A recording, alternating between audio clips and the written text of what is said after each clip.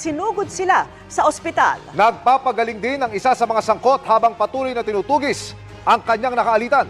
Tunghayan sa aking eksklusibong pagtutok.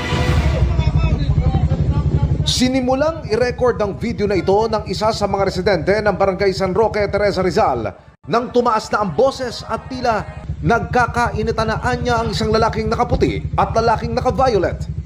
Maya-maya'y bumunot ng baril ang nakaputi, sabay nagpaputok ng baril ang naka-violet. Mahigit sa 10 putok ng baril ang umalingaw-ngaw, dito na napaatras ang mga residente.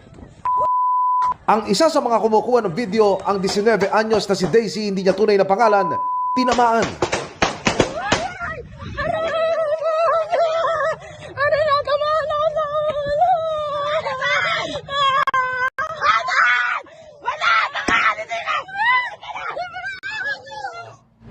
Pinuntahan ko siya kanina sa pagamutan.